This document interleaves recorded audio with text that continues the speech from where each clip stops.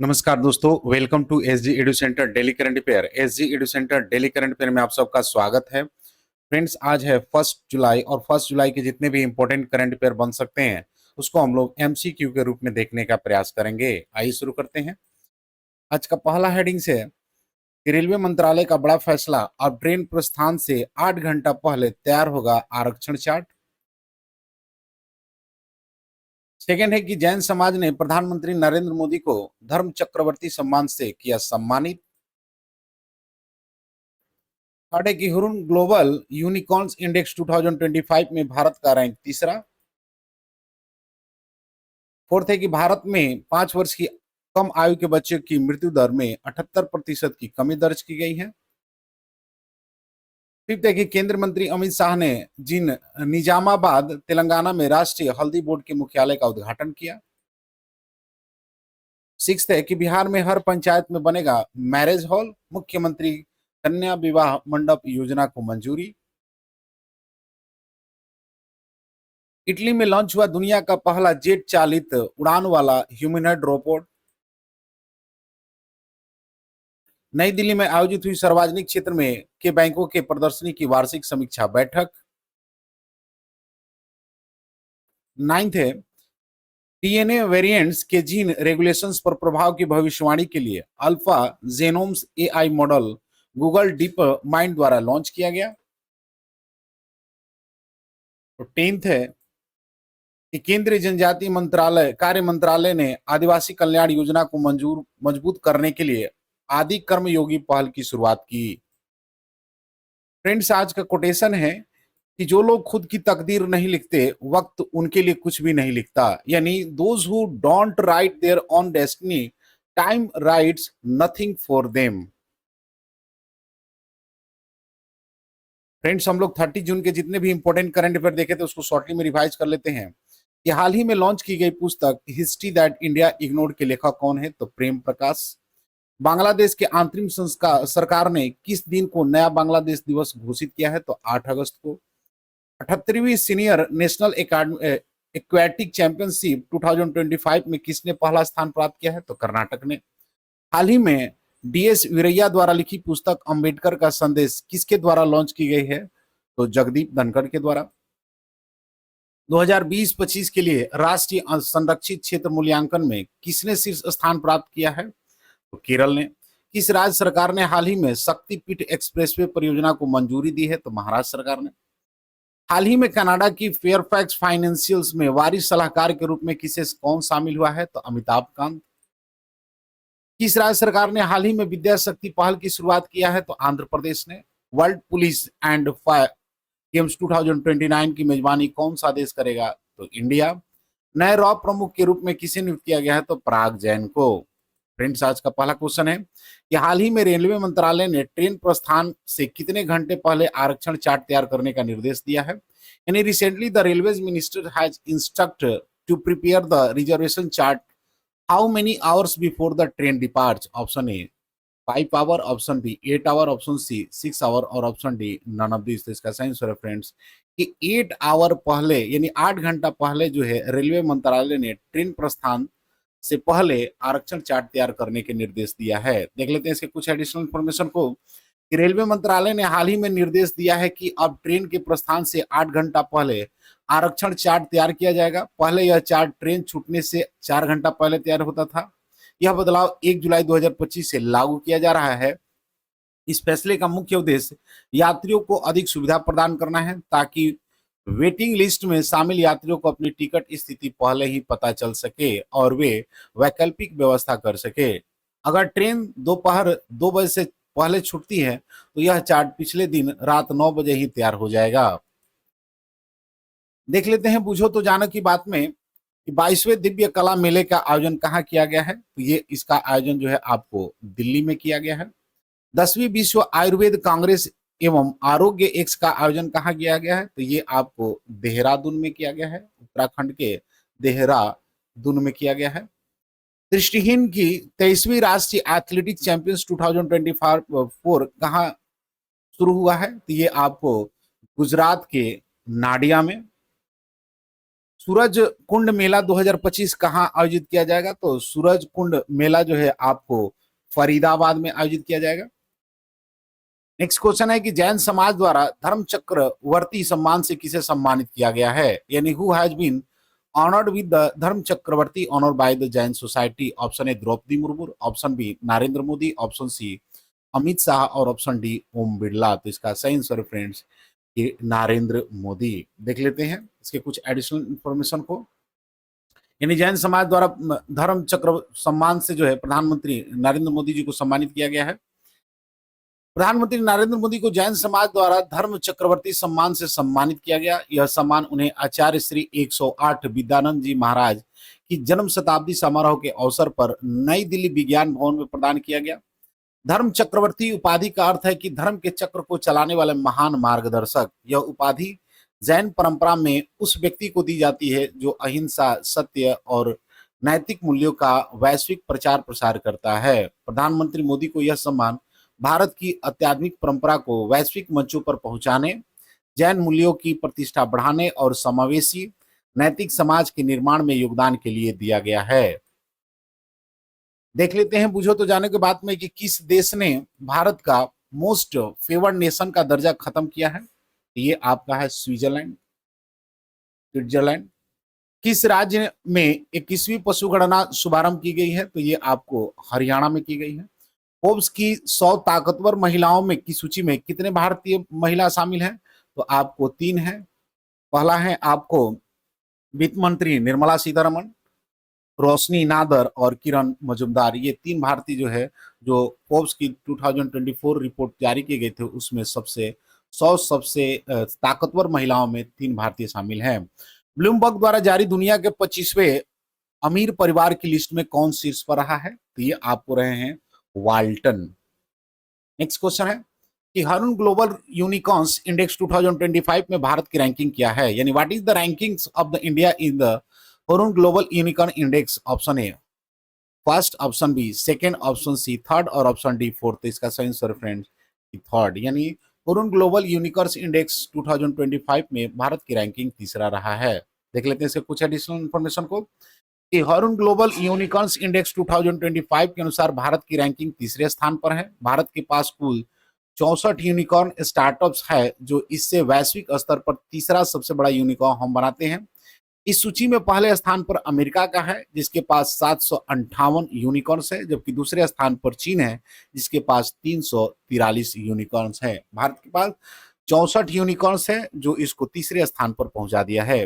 भारत के प्रमुख यूनिकॉर्न शहरों में बेंगलुरु 7, मुंबई 22, गुरुग्राम 27 शामिल है। नेक्स्ट क्वेश्चन है कि हाल ही में भारत ने 5 वर्षों से कम आयु के बच्चों की मृत्यु दर में कितने प्रतिशत कमी दर्ज की गई है? यानी recently what percent reductions has India recorded in the mortality rate of the children below 5 years age? Option A 61%, option B 78%, option C 70% और option D none of this. इसका सही आंसर फ्रेंड्स 78%। यानी भारत में 5 वर्ष से कम आयु के बच्चों की मृत्यु दर में 78% की कमी दर्ज की है। देख लेते हैं इसके कुछ एडिशनल इंफॉर्मेशन को कि भारत ने हाल ही में 5 वर्ष से कम आयु के बच्चों की मृत्यु दर में 78% की कमी दर्ज की है। यह उपाधि 1990 से 2023 के बीच हासिल की गई है जो वैश्विक औसत 61% से कहीं अधिक है। संयुक्त राष्ट्र की रिपोर्ट के अनुसार भारत ने इस क्षेत्र में उत्कृष्ट प्रगति दिखाई है और इसे एक उदाहरण के रूप में प्रस्तुत किया है। इस प्रगति में universals immunisation programme, Ayushman Bharat और स्वास्थ्य सेवाओं में निवेश जैसे सरकारी पहलों को महत्वपूर्ण भूमिका रही है। देख लेते हैं बुझो तो जानो की बात में कि आरबीआई ने बिना जमानत के कृषि ऋण की सीमा 1.6 लाख रुपए से बढ़ाकर कितना कर दिया है? तो ये आपको 2 लाख कर दिया है, 2 लाख कर दिया है। किस राज्य के राज्यपाल ने युवा शुद्धि अभियान शुरू किया है? तो ये आपको कर्नाटक की सरकार ने शुरू किया है। रक्षा मंत्री राजनाथ सिंह ने 12 सुखोई 30 विमान के लिए किसके साथ समझौता किया है?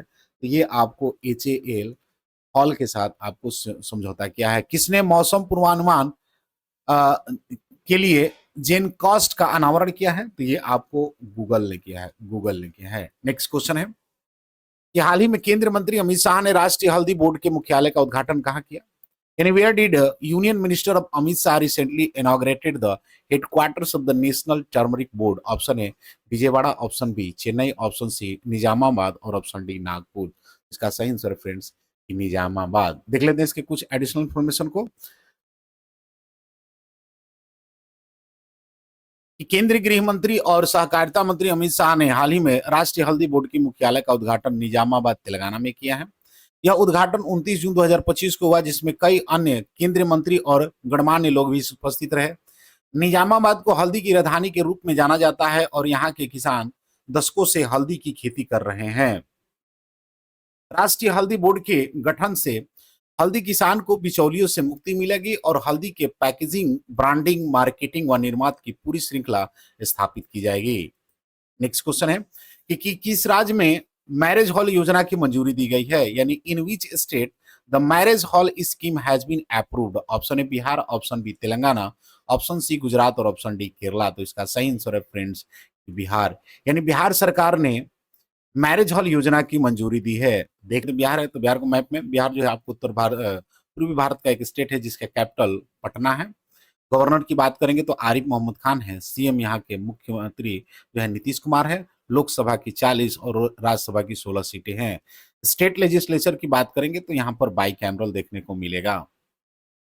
देख लेते हैं इसके कुछ एडिशनल इंफॉर्मेशन को कि बिहार सरकार ने मुख्यमंत्री कन्या विवाह मंडप योजना के तहत राज्य के हर पंचायत में विवाह भवन यानी मैरिज हॉल बनाने की योजना को मंजूरी दी है। इस योजना का उद्देश्य है कि गरीब और जरूरतमंद परिवारों की बेटियों को शादी के लिए सुसज्जित और सुलभ स्थान उपलब्ध कराना है। सरकार इस योजना को 40 से अरब 60 करोड़ 50 लाख रुपए खर्च करेंगे। इन विवाह भवनों का संचालन जीविका दीदियों के हाथ में सौंपा जाएगा, जिससे महिलाओं को रोजगार और आत्मनिर्भरता का अवसर मिलेगा। नेक्स्ट क्वेश्चन है कि किस देश ने दुनिया का पहला जेट चलित उड़ने वाला ह्यूमनॉइड रोबोट लॉन्च किया है, यानी in which country the world first jet powered flying humanoid robot has been launched. Option A America, option B China, option C Italy और ऑप्शन डी साउथ कोरिया। तो इसका सही आंसर है friends कि Italy, यानी इटली जो है दुनिया का पहला जेट चलित उड़ने वाली ह्यूमनॉइड रोबोट को लॉन्च किया है। देख लेते हैं इसके कुछ एडिशनल इंफॉर्मेशन को। सॉरी मैप है, इटली है तो देख लेते हैं इटली को मैप को। तो इटली जो है आपको यूरोप का एक कंट्री है जिसका कैपिटल रोम है। यहाँ के प्रेसिडेंट की बात करें तो सेरियो मैट्रेला है। करेंसी की बात करें तो यूरोप है। देख लेते हैं कुछ और चीजों को। यहाँ पर आपको दिखाई देगा फ्रेंड्स मेडिटेरियन सी, यहाँ पर टायरियन सी, यहाँ पर आयोनियन सी और यहाँ पर एड्रेटिक सी दिखाई देगा। ये जो है आपको सार्डोनिया पिडमोन्ट्स है। ठीक है, देख लेते हैं इसके कुछ एडिशनल इंफॉर्मेशन को कि दुनिया का पहला जेट चलित उड़ने वाला ह्यूमनॉइड रोबोट इटली में लॉन्च किया गया है। आयरन कब 3 इसका नामकरण भी किया गया है। इस रोबोट को Indian institute of technology IIT ने विकसित किया है। Sorry, Italian institute of technology ने विकसित किया है इसको। आयरन कब 3 के दोनों हाथ में और पीठ पर कुल 4 जेट इंजन लगे हैं, जिससे यह 50 सेंटीमीटर तक उड़ान भर सकता है। इस रोबोट का उद्देश्य है कि आपदा प्रभावित और कठिन इलाकों में सर्च और रेस्क्यू ऑपरेशन आसान बनाना है। नेक्स्ट क्वेश्चन है कि हाल ही में सार्वजनिक क्षेत्र के बैंकों को प्रदर्शन की समीक्षा के लिए वार्षिक बैठक कहाँ आयोजित की गई, यानी where was the annual meetings held recently to the review the performance of public sector bank. Option A Mumbai, option B Bengaluru, option C New Delhi और option D none of this. तो इसका सही आंसर है फ्रेंड्स न्यू दिल्ली, यानी new Delhi में सार्वजनिक क्षेत्र के बैंकों के प्रदर्शन की समीक्षा के लिए वार्षिक बैठक आयोजित की गई है। देख लेते हैं इसके कुछ एडिशनल इंफॉर्मेशन को कि सार्वजनिक क्षेत्र के बैंकों के प्रदर्शन की वार्षिक समीक्षा की बैठक हाल ही में नई दिल्ली में आयोजित की गई है। इस बैठक की अध्यक्षता जो है वो केंद्र वित्त एवं कारपोरेट मंत्रालय की मंत्री निर्मला सीतारमण ने ली है। बैठक में वित्त राज्य मंत्री पंकज चौधरी, वित्त सेवा विभाग के सचिव और 12 सार्वजनिक क्षेत्र के बैंकों के प्रमुख उपस्थित थे। बैठक में वित्तीय वर्ष 2024-25 के लिए बैंकों के प्रदर्शन, ग्राहक सेवा, ऋण वितरण, डिजिटल बैंकिंग, वित्तीय समावेशन और साइबर सुरक्षा जैसे मुद्दों की समीक्षा की गई है। नेक्स्ट क्वेश्चन है कि डीएनए वेरिएंट्स के जीन रेगुलेशन पर प्रभाव की भविष्यवाणी के लिए अल्फा जीनोम नामक एआई मॉडल किसके द्वारा लॉन्च किया गया, यानी the AI model named alpha genomes has been launched by whom to predict how DNA variants affect gene regulations? Option A open AI, option B Microsoft, option C SpaceX और option D deep mind. तो इसका science reference A deep mind, यानी deep mind द्वारा DNA variants के gene regulation पर प्रभाव की भविष्यवाणी के लिए अल्फा जीनोम नामक एआई मॉडल लॉन्च किया गया है। देख लेते हैं इसके कुछ एडिशनल इंफॉर्मेशन को। अल्फा जीनोम नामक एआई मॉडल को डीप माइंड द्वारा लॉन्च किया गया है। यह मॉडल डीएनए वेरिएंट जैसे म्यूटेशंस या छोटे बदलाव के जीन रेगुलेशन पर प्रभाव की भविष्यवाणी करने के लिए डिजाइन किया गया है। अल्फा जीनोम विशेष रूप से उन 98% नॉन कोडिंग डीएनए क्षेत्र का विश्लेषण करता है जो जीन की गतिविधियों को नियंत्रित करते हैं और उनका रोगों से गहरा संबंध है। यह मॉडल एक बार में 10 लाख डीएनए बेस पेपर तक विश्लेषण कर सकता है और हजारों जैविक गुणों की भविष्यवाणी भी कर सकता है। नेक्स्ट क्वेश्चन है और आज का अंतिम क्वेश्चन है कि हाल ही में आदि कर्मयोगी पहल किसके द्वारा शुरू की गई, यानी who recently started the Adi Karmayogi initiative? Option A ministry of defence, option B ministry of finance, option C ministry of education और option D ministry of tribal. तो इसका सही आंसर है फ्रेंड्स कि मिनिस्ट्री ऑफ ट्राइबल के द्वारा हाल ही में आदि कर्म योगी पहल की शुरुआत की गई है। देख लेते हैं इसके कुछ एडिशनल इंफॉर्मेशन को कि आदि कर्म योगी पहल की शुरुआत केंद्रीय जनजाति कार्य मंत्रालय द्वारा की गई है, जिसके केंद्रीय जनजाति कार्य मंत्री श्री उल उरांव ने औपचारिक रूप से घोषित किया। यह कार्यक्रम जनजाति कल्याण योजना के क्रियान्वयन में आ रही चुनौतियों को दूर करने के उद्देश्य से शुरू किया गया है। इसका लक्ष्य राज्य, जिला और ब्लॉक स्तर पर नागरिक केंद्रित प्रेरित अधिकारियों का एक मजबूत समूह तैयार करना है। इस पहल के तहत 20 लाख से अधिक फील्ड स्तरीय हितकारी को प्रशिक्षित किया जाएगा, जिसमें 180 राज्य स्तरीय प्रशिक्षक, 3000 प्लस जिला स्तरीय प्रशिक्षक और 15,000 प्लस ब्लॉक स्तरीय प्रशिक्षक शामिल हैं। फ्रेंड्स, लास्ट वीडियो क्वेश्चन था कि किस राज्य सरकार ने हाल ही में विद्या शक्ति पहल की शुरुआत की है? तो इसका सही आंसर है ऑप्शन सी आंध्र प्रदेश के द्वारा। आज का क्वेश्चन है कि किस राज्य में मैरिज हॉल योजना की मंजूरी दी गई है? Option A Bihar, option B Telangana, option C Gujarat और ऑप्शन डी केरल। फ्रेंड्स, इसका आंसर कमेंट बॉक्स में जरूर दें। मिलते हैं अगले वीडियो में, तब तक के लिए जय हिंद।